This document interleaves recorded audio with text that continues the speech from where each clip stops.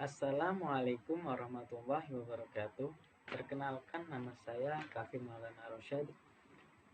Saya mahasiswa Yayan Salatiga, Prodi PAI Fakultas Tarbiyah semester 4 dengan NIM 2301019073. Apa kabar kalian semua hari ini? Semoga selalu dalam keadaan sehat dan bersyukur. Allahumma amin. Saya di sini akan menjelaskan sedikit tentang iman kepada Allah. Silahkan bisa dibuka materi ini pada mata pelajaran pendidikan agama Islam di LKS untuk SMA atau SMK atau MA pada halaman 14. Dan jangan lupa simak penjelasan dari saya. Saya mulai dari pengertian iman kepada Allah. Iman menurut bahasa adalah yakin atau percaya, sedangkan menurut istilah adalah pembenaran dalam hati digerakkan dengan lisan dan dibuktikan dengan amal perbuatan. Kemudian pengertian iman kepada Allah adalah yakin dan percaya dengan sepenuh hati bahwa Allah itu benar-benar ada dengan segala sifat kesempurnaan dan jauh dari segala sifat kekurangan. Selanjutnya saya jelaskan sifat-sifat Allah. Sifat-sifat Allah dibagi menjadi 3, yaitu sifat wajib bagi Allah, sifat muhal Allah, dan sifat jaiz bagi Allah. Sifat wajib bagi Allah adalah sifat yang pasti dimiliki oleh Allah, yang pasti ada pada Allah, yang pasti ada pada Allah. Dan sifat muhal adalah sifat yang pasti tidak ada pada Allah. Dan terakhir adalah sifat jaiz bagi Allah, yaitu sifat boleh bagi Allah mengadakan sesuatu atau tidak mengadakan sesuatu, atau disebut juga dengan mungkin, yaitu boleh, ada, dan tiada. Bukan berarti Allah itu tiada, Allah tetap ada. Sifat-sifat Allah wajib dan muhal itu ada 20, tetapi yang saya paparkan di sini ada 13. Yang pertama sifat wujud, yang artinya ada. Lawannya adalah sifat adam, yang artinya tidak ada. Allah akan ada ketika seseorang yakin dan memikirkan ciptaannya. Nah, yang kedua adalah sifat wajib Allah yang berupa qidam, artinya dahulu. Sifat muhalnya adalah kudus, yang artinya apa? Baru. Di sini dijelaskan bahwa Allah itu dahulu, tidak ada sesuatu sebelumnya kecuali Allah. Yang ketiga adalah bako, sifat wajib bako, yang artinya kekal. Sifat muhalnya adalah binasa atau fana. Allah itu kekal, abadi, tidak mungkin binasa seperti makhluk-makhluknya. Jika Allah binasa, itu namanya bukan Tuhan. Tuhan itu sudah ada sejak awal dan sampai akhir, tidak seperti makhluknya, diciptakan sebentar terus meninggal, ada masanya. Allah itu abadi. Yang keempat adalah sifat wajib muhalafatul lil hawadisi, yang artinya berbeda dengan makhluk. Sifat muhalnya adalah mumasalatul lil hawadisi, yang artinya sama dengan makhluk. Allah itu memiliki sifat muhalafatul lil hawadisi, Artinya Allah itu tidak sama dengan Tuhan, tidak sama dengan makhluknya, dengan yang diciptakannya, bahwa Allah itu tidak bisa diserupakan. Yang kelima adalah sifat wajib qiyamuhu binafsihi, yang muhalnya adalah ihtiyaju bihairihi. Qiyamuhu binafsihi yang artinya adalah berdiri sendiri. Allah itu berdiri sendiri, tidak membutuhkan sesuatu atau tidak bergantung pada sesuatu. Yang keenam adalah sifat wahdaniyah, sifat wajib wahdaniyah. Muhalnya adalah ta'adud. Sifat wahdaniyah yang artinya adalah esa, tunggal. Tuhan itu tunggal, Tuhan itu tunggal. Allah itu tunggal, tidak berbilang. Jika berbilang, mereka akan saling berebut kekuasaan, saling berkehendak dan sebagainya. Yang ketujuh adalah sifat kudrat yang artinya kuasa. Muhalnya adalah ajzun yang artinya lemah. Allah itu berkuasa, yang berkuasa menciptakan bumi, menciptakan manusia, menciptakan nubuat, dan segalanya.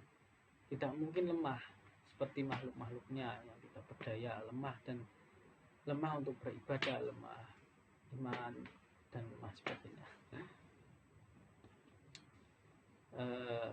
Yang kedelapan adalah iradat yang artinya berkehendak. Muhalnya adalah karohah atau karohatun yang artinya terpaksa. Allah itu berkehendak. Jadi misal berkehendak menciptakan sesuatu, berkehendak membunuh atau menghancurkan, tidak mungkin terpaksa, tidak mungkin. Seperti manusia terpaksa mengerjakan tugas dari gurunya atau dan sebagainya. Yang kesembilan adalah sifat wajib ilmu yang artinya mengetahui. Lawannya atau muhalnya adalah sifat jahil yang artinya bodoh. Allah itu memiliki sifat ilmu, jadi maha mengetahui. Apa yang dilakukan oleh ciptaannya pasti Allah tahu. Bahkan kita yang berada di pelosok pun sedang melakukan sesuatu, pasti Allah tahu. Tempat tertutup pun Allah akan tahu. Tidak mungkin Allah itu bodoh, tidak mengerti, tidak mungkin. Yang ke-10 adalah sifat wajib hayat, yaitu hidup. Muhalnya adalah mautun, yang artinya mati. Allah itu hidup, kekal, hidupnya kekal, tidak mati, tidak binasa. Hidup untuk mengatur semua urusannya, termasuk urusan manusia diatur oleh Allah. Yang ke-11 adalah sifat sama yang artinya mendengar. Muhalnya adalah somamun atau sumun yang artinya tuli. Allah itu maha mendengar, bahwa manusia berdoa dalam hati pun akan terdengar oleh Allah, apalagi yang doa lewat lisan. Jadi berdoalah dengan nama Allah. Yang ke-12 adalah sifat basor, maha melihat, dan lawannya adalah sifat ama atau umyun yang artinya buta. Allah itu maha melihat, dari yang kecil pun, ciptaan yang terkecil pun Allah akan melihat, akan tahu. Yang terakhir adalah sifat kalam yang artinya firman. Muhalnya adalah bakamun atau bukmun yang artinya bisu. Allah itu berfirman seperti contoh-contohnya terdapat kitab-kitabnya, kitab yang berupa firman Allah, baik dalam Zabur, Taurat, Injil, dan Al-Quran. Seperti kisah Nabi Musa, kalau nggak salah yang berfirman langsung kepadanya, kepada Musa. Yang terakhir adalah penjelasan nama-nama Allah. Kita iman melalui nama-nama Allah atau Asmaul Husna. Di sini saya cantumkan hanya 7 sesuai dengan LKS. Asmaul Husna berasal dari kata al-asma yang berarti nama-nama dan al-husna yang berarti baik. Jadi Asmaul Husna secara bahasa diartikan dengan nama-nama yang baik, sedangkan menurut istilah adalah nama-nama milik Allah yang baik atau memiliki kebaikan di dalamnya serta indah. Jumlah Asmaul Husna ada 99. Nah, di sini saya sebutkan 7. Di antaranya adalah yang pertama Al-Karim. Allah itu maha mulia. Jelaskan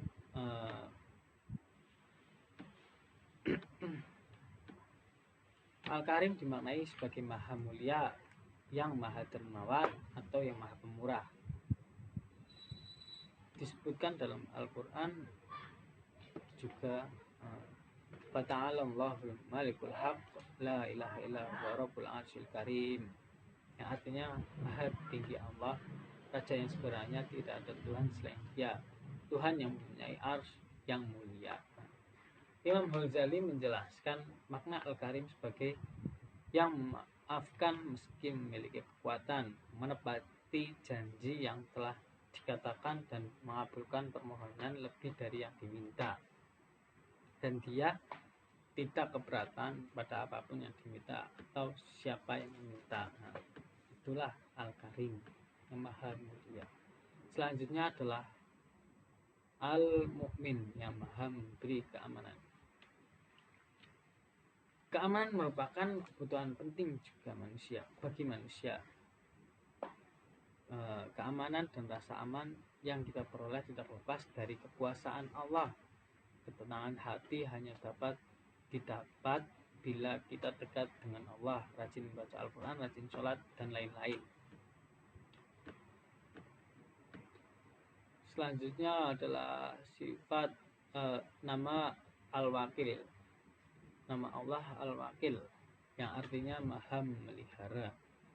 Kata Al-Wakil mengandung arti maha mewakili atau pemelihara. Al-Wakil yaitu Allah yang memelihara dan mengurusi segala kebutuhan makhluknya, baik itu dalam urusan dunia maupun urusan akhirat. Selanjutnya adalah sifat Al-Wakil, sifat Al-Matin, yang artinya maha kokoh. Makna Al-Matin adalah yang maha sangat kuat, sedangkan Al-Qawi, tokoh Al-Qawi, sedangkan bukan nama Al-Qawi, ya Qawiyu, ya itu yang Asmaul Husna, ya Qawiyu, yang Latin ya Qawi, adalah yang tidak ada sesuatu pun yang mampu menundukkan dan mengalahkan serta menolak ketentuannya, itu Al-Qawi. Al-Fairuz Abadi, seorang tokoh, menjelaskan diantara makna dasar kata ini adalah permukaan bumi yang sangat kokoh dan tinggi. Nama Allah Azza wa Jalla yang maha mulia ini maknanya hampir sama dengan beberapa nama Allah Subhanahu wa Ta'ala yang maha agung lainnya, seperti Al-Qadir, Al-Aziz. Yang selanjutnya adalah Al-Jami. Nama Allah Al-Jami yang maha mengumpulkan. Arti yang maha mengumpulkan yaitu bahwa Allah Subhanahu wa Ta'ala maha mengumpulkan atau menghimpun segala sesuatu yang terbesar atau terserak. Allah maha mengumpulkan apa yang dikehendakinya dan diminta, dan dimanapun Allah Subhanahu wa Ta'ala berkehendak. Penghimpunan ini ada berbagai macam bentuknya, diantaranya adalah mengumpulkan seluruh makhluk yang beraneka ragam, termasuk manusia dan lain-lainnya di permukaan bumi, dan kemudian mengumpulkan mereka di padang mahsyar pada hari kiamat.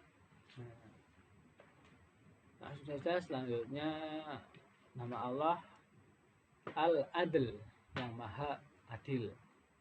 Kata Al-Adl berasal dari adalah, yang berarti lurus dan sama.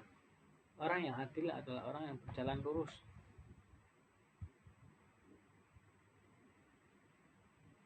Orang yang adil adalah orang yang berjalan lurus dan sikapnya selalu menggunakan ukuran yang sama, bukan ukuran ganda.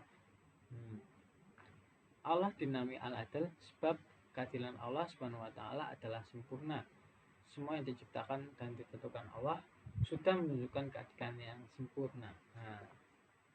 Selanjutnya adalah Al-Akhir. Nama Allah Al-Akhir, yang maha akhir. Pengetahuan sifat akhir ya Allah menuntut sikap menjadikan dia sebagai satu-satunya tujuan untuk utama hamba. Jadi sifat al-akhir adalah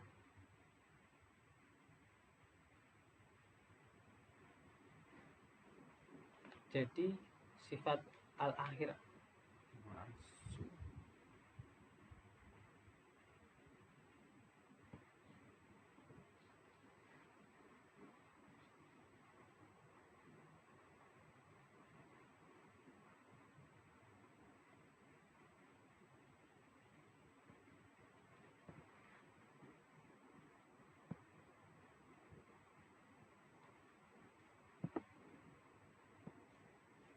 Jadi sifat Allah yang akhir adalah tujuan utama hamba.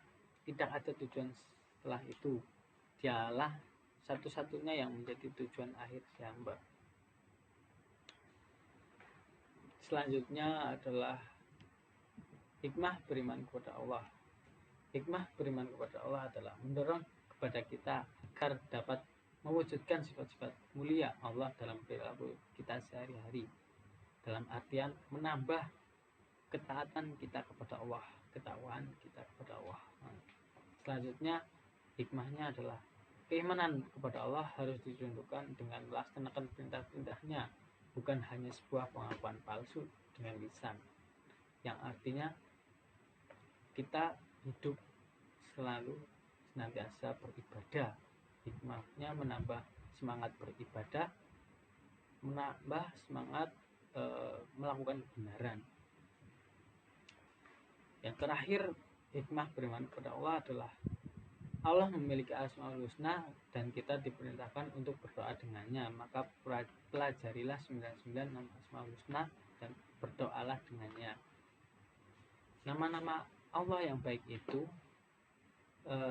kita jadikan sebagai dasar untuk berdoa, untuk meminta kepada Allah segala sesuatu yang sesuai dengan nama-namanya yang mulia itu, yang baik itu. Mungkin itu saja yang baca. Kurang lebihnya saya mohon maaf. Kalian bisa mempelajari lebih lanjut melalui pembicaraan seorang guru dari YouTube atau dari internet, seperti website buku kumpulan sumber-sumber ilmu pengetahuan, ataupun yang di pesantren kitab-kitab kuning seperti Mabadil Fikih atau Tijan Duror, Aqidatul Awam atau dan lain sebagainya. Apabila saya banyak kesalahan mohon dimaafkan. Sekian, wabillahi taufik wal hidayah wal inayah. Wassalamualaikum warahmatullahi wabarakatuh.